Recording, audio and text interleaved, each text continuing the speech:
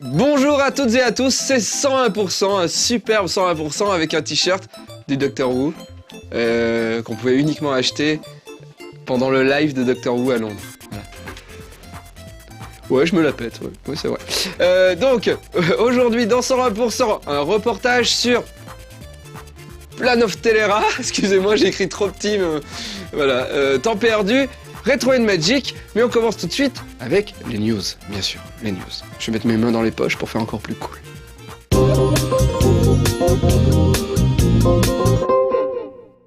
C'est en janvier 2011 que l'on pourra s'essayer à un genre peu fréquent sur le PlayStation Network, à savoir le hack and slash. Avec Dungeon Hunter Alliance, les studios de Gameloft Montréal vous proposeront d'explorer seul ou à plusieurs de multiples donjons, villages et forêts en incarnant un guerrier, un mage ou un voleur. Avec bien sûr la possibilité d'optimiser ses compétences et son équipement, il sera possible de rejoindre des parties d'autres joueurs et ainsi partir en groupe dans le monde de Gothicus. Orienté grand public, Dungeon Hunter Alliance permettra d'utiliser son personnage solo dans le multi et inversement, et la possibilité une nouvelle fois de se servir du PlayStation Move. Cette toute nouvelle vidéo de la suite donnée à Bionic Commando Rearmed met en scène l'un des boss du jeu, le Megacopter. Afin de l'abattre, le joueur devra tirer parti de l'une des nouvelles capacités de Nathan Rad Spencer, le saut. Et oui, vous ne serez plus limité au grappin pour escalader les plateformes. Capcom assure néanmoins l'affiliation de son jeu téléchargeable avec la série originale via un mode rétro, qui permettra de se faire le jeu à l'ancienne, sans la possibilité de sauter. Bionic Commando Rearmed 2 proposera également de nouvelles armes, ainsi que des upgrades inédits, destinés aux bras bioniques de Rad.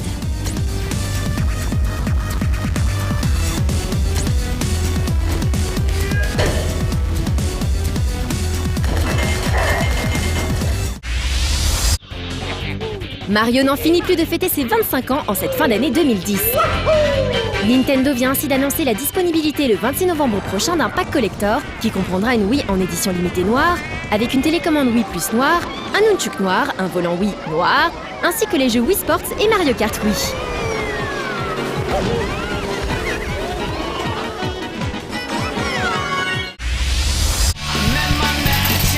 En attendant le jeu, toujours prévu en exclusivité sur Wii le 25 novembre prochain, voici un petit trailer de The Lapin Crétin Retour vers le passé. Ce dernier met en scène l'un des minigames du jeu, inspiré d'une autre production Ubisoft 18+, celle-ci. L'occasion également de jeter un œil à l'option multijoueur à 4 en écran splitté.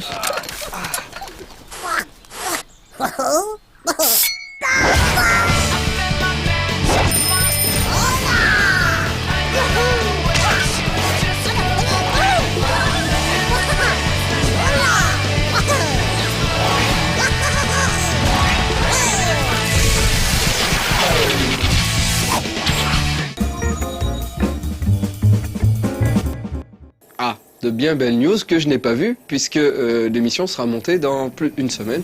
Donc je ne suis pas au courant des news qu'il va y avoir dans une semaine et je suis sûr que même la personne qui écrit les news n'est pas encore au courant des news qu'elle va faire dans une semaine.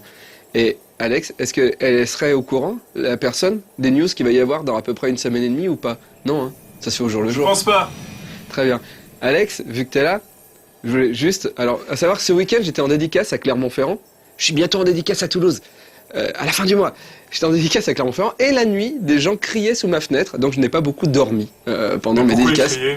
Parce qu'ils chantaient. C'était fan de toi? Non, c'est des gens qui chantaient, qui aimaient la vie, qui aimaient la fête. Je pensais que c'était comme les sportifs. Non. C'est Davy. Non, ils savaient pas qui j'étais.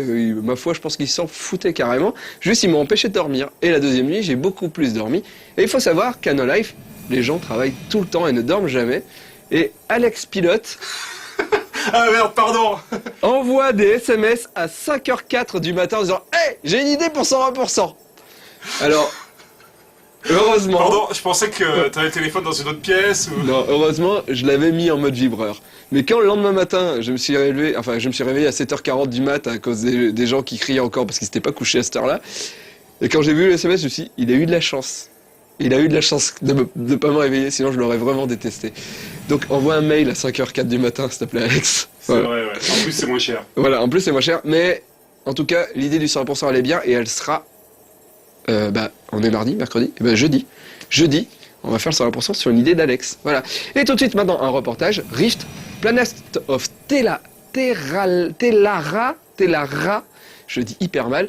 En fait, Seb et Jonathan sont allés aux États-Unis pour filmer un reportage. Voilà. Ils se sont déplacés pour aller voir. C'est un MMORPG. On regarde tout de suite.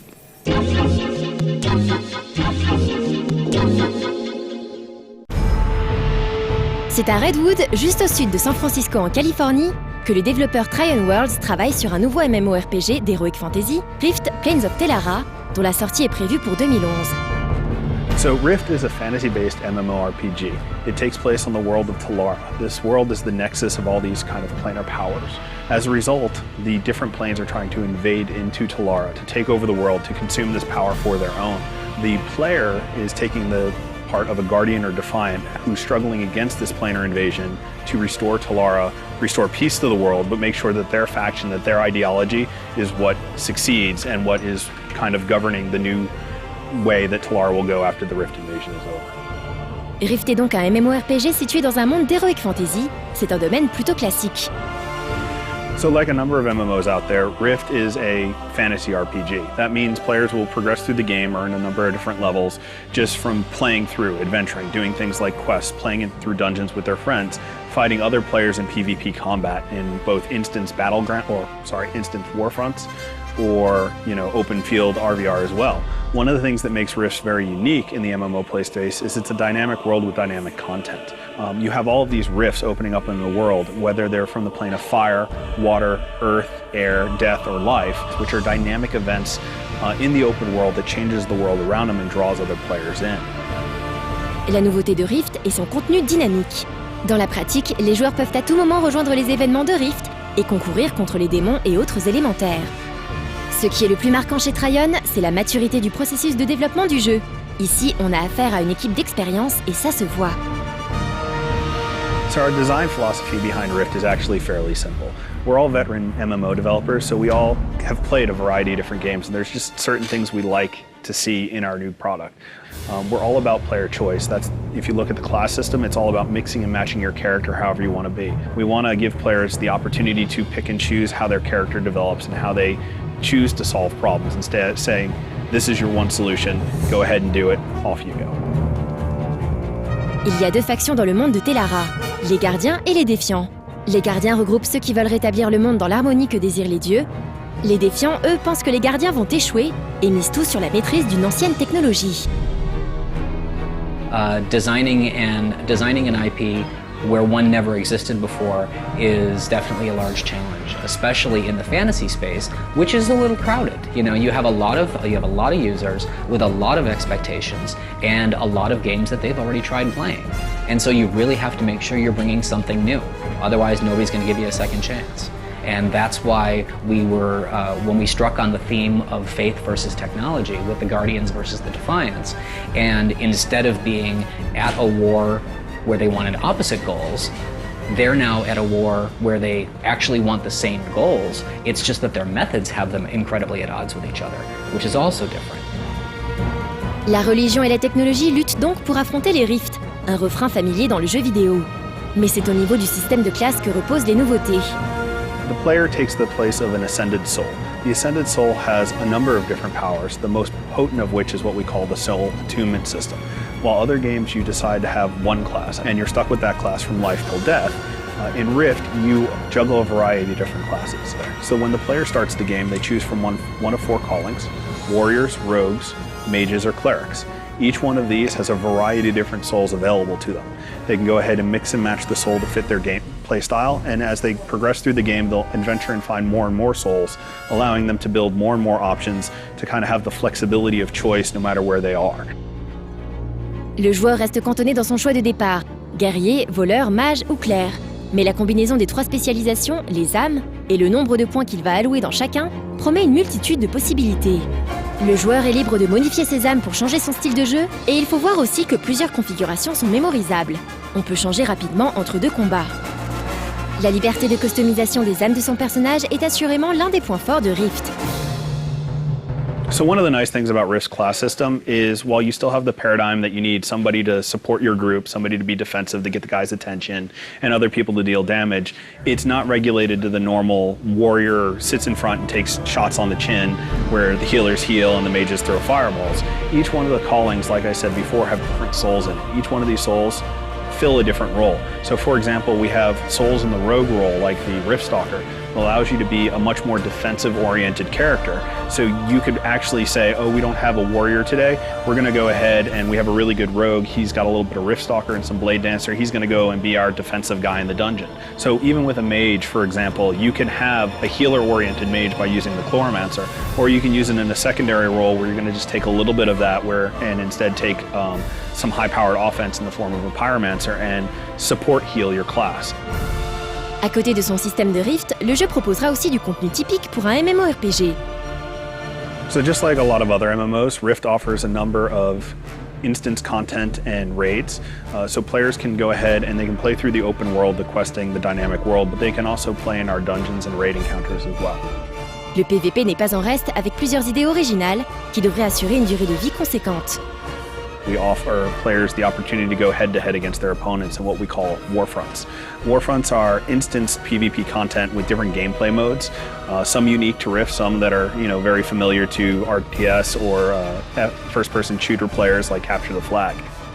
Where we've got PvP looting, where you can kill other players and they can drop different things depending on what side they're on or depending on what class they are. Which it's all system loot, so the players aren't actually losing items, but hey, you get rewarded for it and it's a lot of fun when it happens.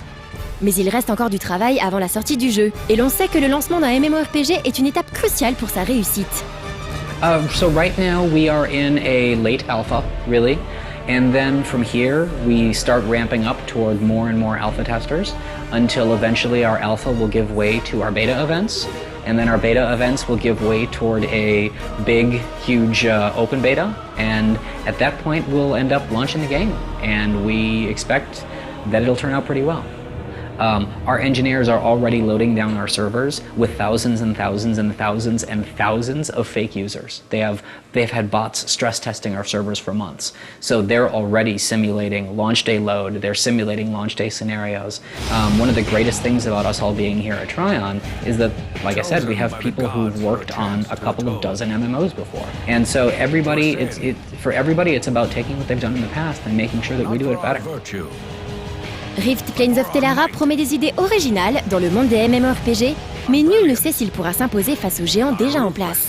Rendez-vous en 2011 pour la sortie. Only we can save Telara. Not Regulos himself will stand in our way. We are the chosen. We are the Guardians.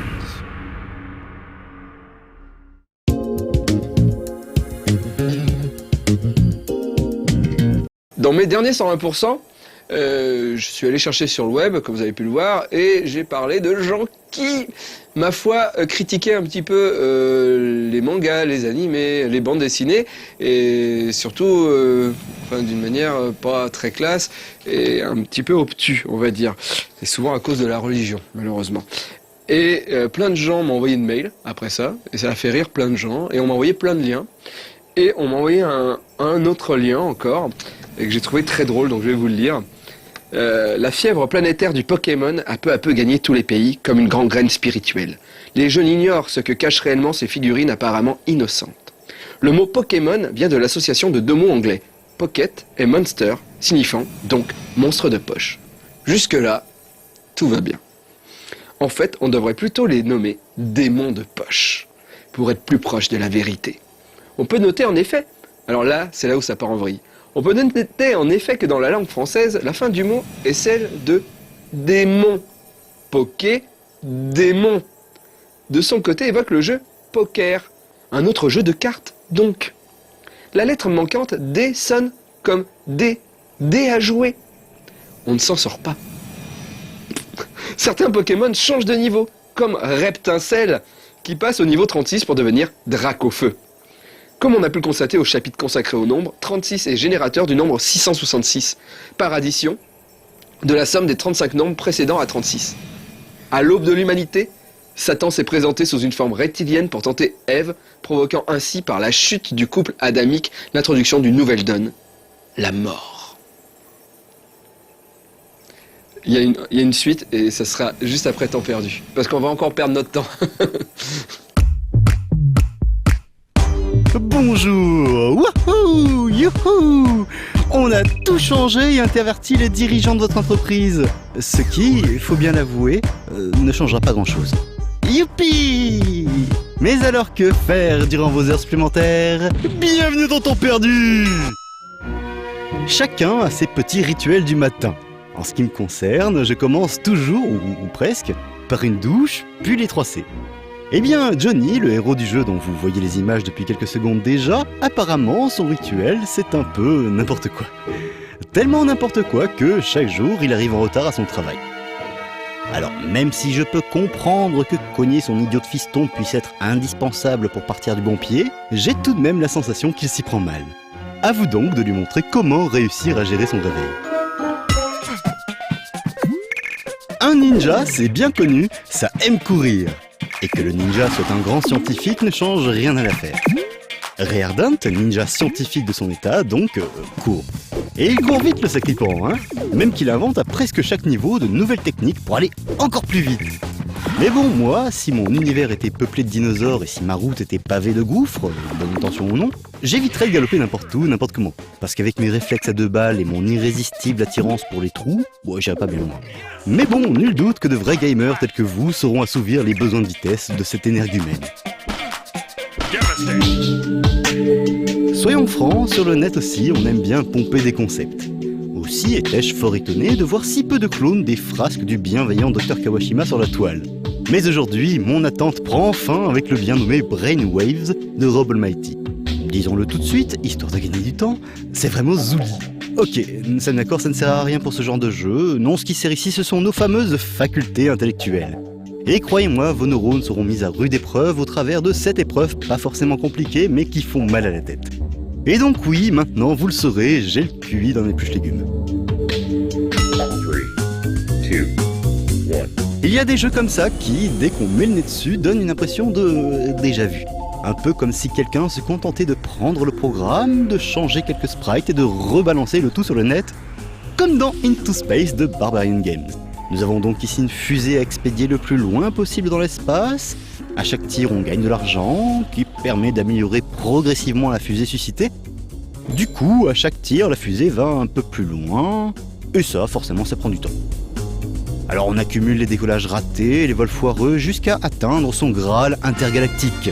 Et c'est pile poil à ce moment-là que l'on regarde l'heure et que l'on se rend compte que l'on vient de perdre 1 ou 2 heures. Et finalement on se dit que le but est malgré tout atteint puisqu'il ne faut surtout pas oublier que, pour gagner plus, jouer plus.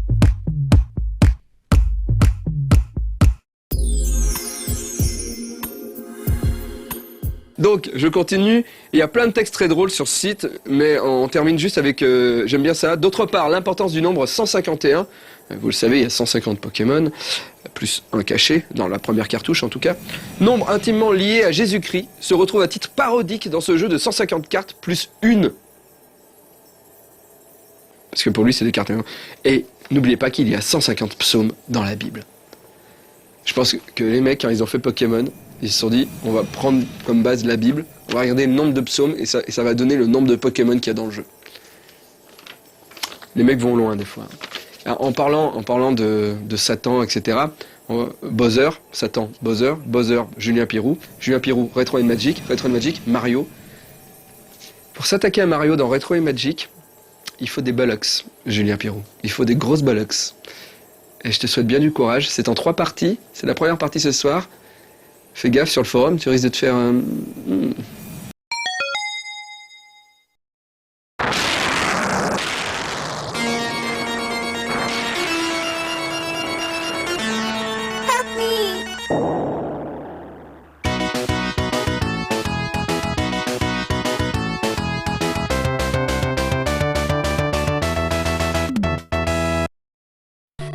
En cette année 2010, Nintendo fête les 25 ans de l'arrivée de sa mascotte, Super Mario, sur NES. Pour l'occasion, Retro Magic consacrera une trilogie à la saga du plus célèbre plombier moustachu. Évidemment, il nous est impossible de parler de tous les jeux mettant en scène Mario, ceux-ci étant innombrables. Nous retracerons donc quelques moments marquants de la vie de Mario, Luigi et tous leurs amis, en commençant par ses débuts sur arcade et sur NES.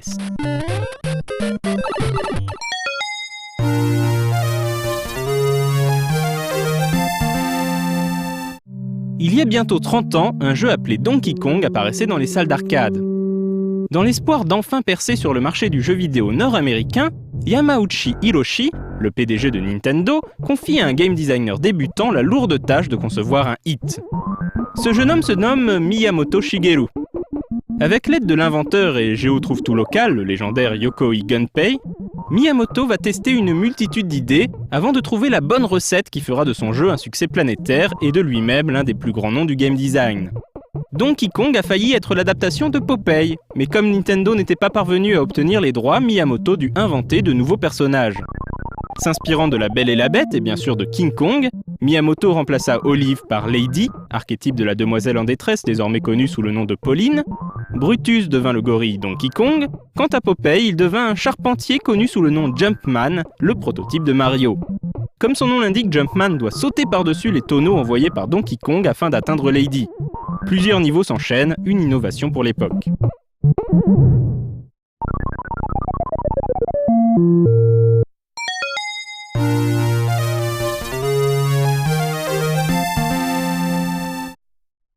Le charpentier devient plombier 2 ans plus tard avec Mario Bros et se découvre pour l'occasion un frère, Luigi. Les 2 frères doivent nettoyer les égouts de New York envahis de tortues et autres nuisibles. Pour triompher, Mario et Luigi doivent éliminer un certain nombre d'ennemis par tableau, chaque type de créature ayant une méthode différente pour être vaincu. Par exemple, pour détruire les Shell Creepers, ancêtres des Koopas, les plombiers doivent sauter par-dessous la plateforme sur laquelle se trouve l'ennemi. Ils doivent ensuite grimper sur la plateforme pour envoyer valser l'ennemi renversé d'un vigoureux coup de pied. Le jeu deviendra très populaire grâce à son mode 2 joueurs qui permet de jouer la carte de la coopération ou de la compétition. On est toutefois encore loin du triomphe que connaîtra le personnage par la suite.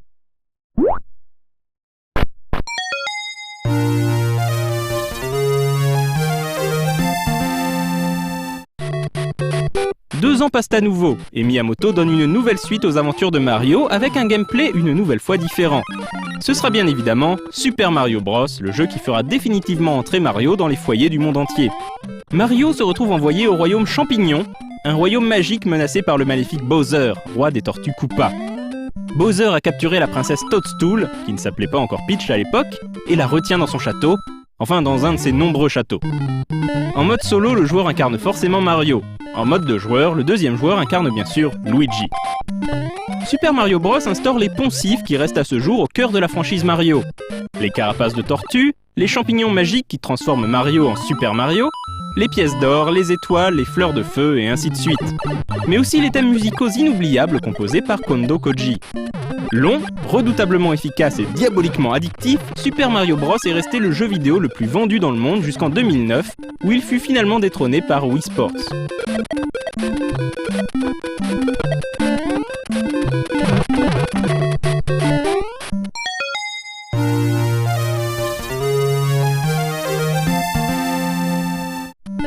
L'année suivante, Nintendo sort Super Mario Bros 2 au Japon sur le Disk System de la Famicom. Reprenant les graphismes et le gameplay du jeu original, Super Mario Bros 2 est notoirement plus difficile et permet d'incarner Luigi en mode solo. Dans ce jeu, Luigi n'est plus seulement un changement cosmétique mais se joue différemment. Il saute plus haut mais glisse davantage lors de ses déplacements. Ce jeu est longtemps resté inédit en Occident en raison de sa difficulté jugée trop élevée par Nintendo of America. Il fut finalement inclus dans la compilation Super Mario All-Star sortie en 1993 sur Super Nintendo sous le nom The Lost Levels.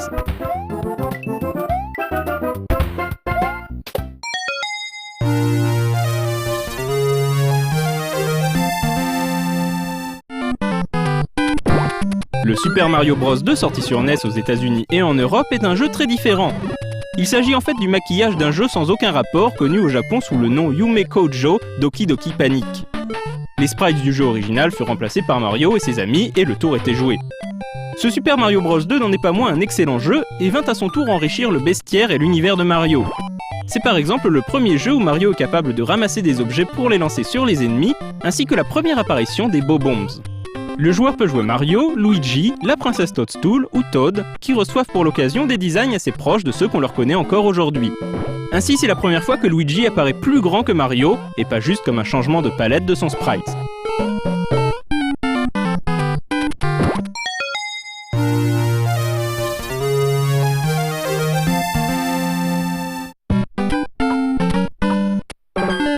Super Mario Bros 3 sort au Japon la même année, qui voit la sortie de Super Mario Bros 2 en Occident.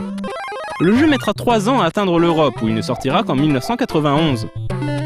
Dans ce 3e épisode, souvent considéré comme l'un des meilleurs jeux de plateforme de tous les temps, Mario et Luigi doivent une fois de plus sauver le royaume champignon de Bowser et de ses 7 rejetons. Pour ce faire, ils devront traverser 8 mondes découpés en plusieurs niveaux, toujours plus retors. C'est d'ailleurs le premier épisode où Mario doit se déplacer sur une carte entre chaque niveau. Le jeu est dans la lignée du premier épisode, mais propose des graphismes plus détaillés, parmi les plus beaux vus sur NES. Mario peut trouver davantage de power-ups qui lui permettent de revêtir des costumes bigarrés, le dotant de nouveaux pouvoirs.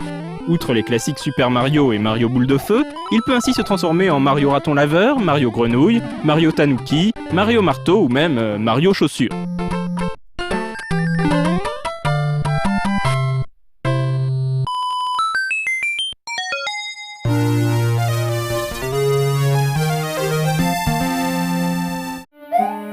Les premiers jeux Mario bénéficieront d'un remake sur Super Nintendo sous le nom Super Mario All-Stars.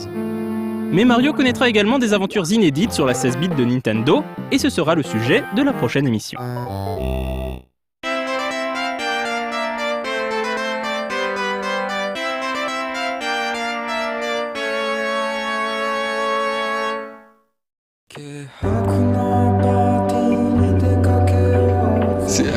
Hors caméra, on me parle de Pokémon et après, il faut que je reprends et je dois dire au revoir et je comprends plus. Enfin, bref, j'adorais Pokémon. Les premières cartouches de Pokémon, j'ai un pote qui avait la cartouche rouge, moi j'avais la bleue. Je lui ai dit, tu peux me la prêter s'il te plaît? J'ai refait le jeu dans la cartouche rouge, je l'ai fait. Chaque fois que je gagnais un bonbon, je le donnais à des Pokémon. J'avais envoyé mes Pokémon chez lui, je lui donnais les bonbons pour monter en XP et puis je les renvoyais dans l'autre truc. Je les ai finis, le rouge et le bleu, je les ai finis 5-6 fois pour avoir tous les trucs. Et après, j'ai découvert les cartouches pour tricher. Et c'était mieux. Ça prenait moins de temps. Voilà, en tout cas, ce 120% est terminé. Et j'ai envie de terminer avec une bonne pensée, une bonne parole. Lorsque vous envoyez des SMS, faites-le aux heures des bureaux. Voilà. À bientôt. Tu ne dis rien? Tu ne dis rien. Tant pis. Dans 2 jours et demain, je pense que c'est Pili.